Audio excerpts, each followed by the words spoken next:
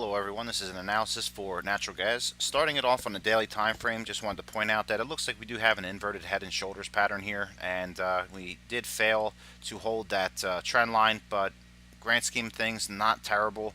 We are still between the 50 and the 200 MA on the daily time frame, and it looks like we could potentially start to see a slope up here if this shoulder is in fact what we're looking at. So we had a aggressive move up, aggressive move down, aggressive move higher, aggressive move low, but not lower back to these levels. So in the, like I said, the grand scheme of things, we are still building a higher low situation, and it looks like natural gas may try again for a break of that 3.1 level to test that 3.16. Now, if we do get that breakout and looking at the neckline here, then I believe the target would probably put us around that 3.25, 3.24 level, just looking at this candle here as the guide and measuring the neckline distance here. So the break would occur from essentially here up to here. So that puts us roughly in line with 3.24. So that's what I'm kind of looking at from natural gas. Obviously, Friday's action was pretty weak and lack of any type of solidity in the move. However, we are still holding this downtrend. I'm sorry, this uptrend line here, as well as this right shoulder. And overall, yes, we are below the 200, but we've been here before a few times. It really doesn't seem to have that much of an impact for natural gas. We still have that golden cross that is intact on the 4-hour time frame. So despite the fact that we've had this dramatic move here, the fib level here was a 786 retracement, so from the highs to these lows here.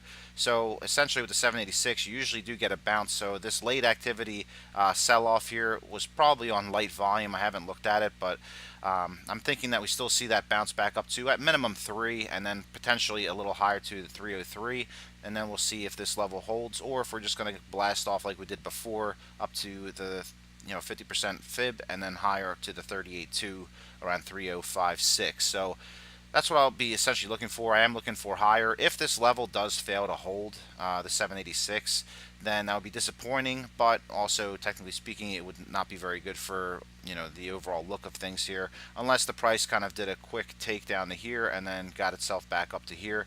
But the way things have been looking here, it's been more of a bullish situation here. So I still think that we see at least 305.6 or 306 coming up into this week, with the potential to rocket back up to that 3.16 level.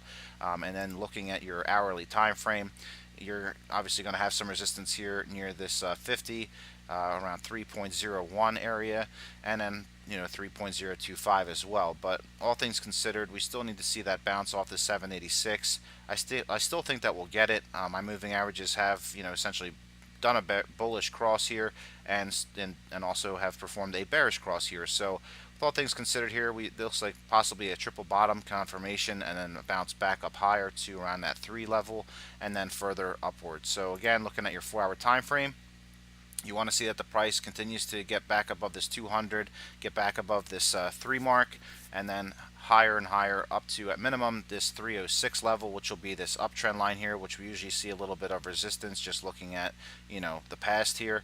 We do get above it, but then we've been falling below it. But here we've actually spent significantly more time than we have in the past, as you can see here. A couple candles here, a couple candles here, a few here, and then here we had above, broken below, above, and higher, and then lower. So this isn't anything new for natural gas. So I think that as long as these lows hold here near the 786 level, then we'll bounce back up definitely to about that 306. So that's what I'll be looking for heading into the first half of this upcoming week. I'm on Wall Street. I thank you all so much for watching and subscribing to the channel. I hope you have a wonderful weekend, and I'll see you on Wednesday.